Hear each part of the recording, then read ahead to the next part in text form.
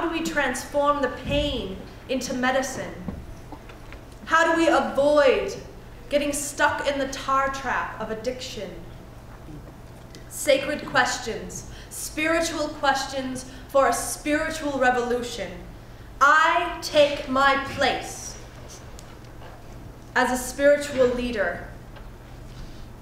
What is a spiritual leader?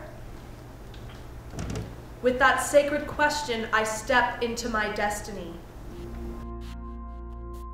Having been involved in this for about 10 years now, I've passed through some different, larger life transitions, cycles of my life have shifted.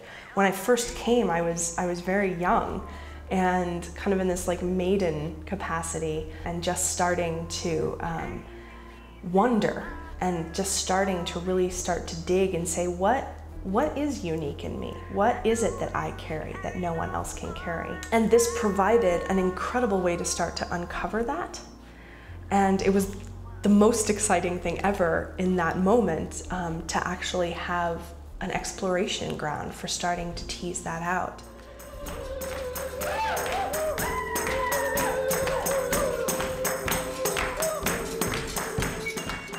Creativity is empowering, and choice is empowering.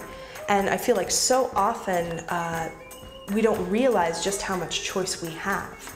And it can be the way that I look at things that I flip around, and it can be, working with a feeling and watching how it moves and transforms.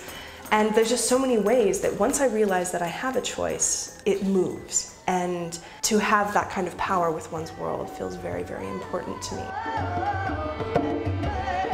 In order to be creative, we have to know what our medium is.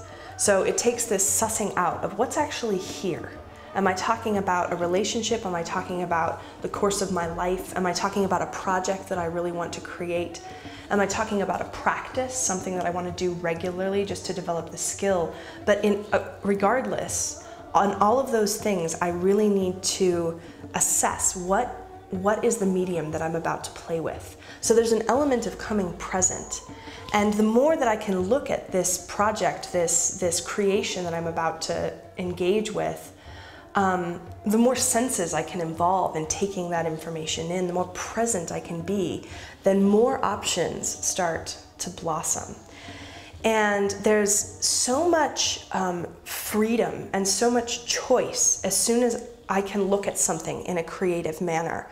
Because now I feel like there's this incredible world around me and inside me, and now I actually get to start to play with it. I actually get to start to interact. And it's one of the most enlivening experiences that I have, that I actually make an impact. And that things come in and to my experience and they have an impact on me. So this whole idea of there being a conversation just lights things up. And the conversation can be with myself, it can be with the larger world, it can be with a person, it can be with clay, it can be with music, it can be with movement. And there's something about having that kind of choice that I feel is very empowering. And the more that I really start to cultivate in smaller ways, like with music or with a martial arts form or with, the pen and the word, it's like practice for this larger way of interacting, this larger way of being in a conversation, remembering that I have a voice and that other things have a voice. And then we all get to weave together and create this big, big, big picture.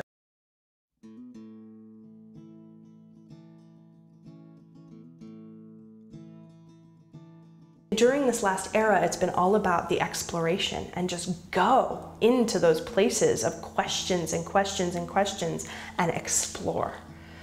And now there's a different focus. Now it's becoming more about, given that I have this information, how am I really going to bring it through? How am I really going to implement it? Who am I going to implement it for? What ways can I best do that? Gently open.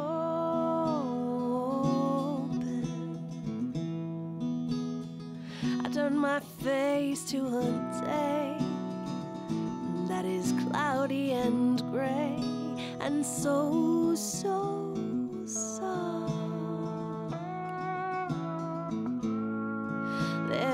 there's a place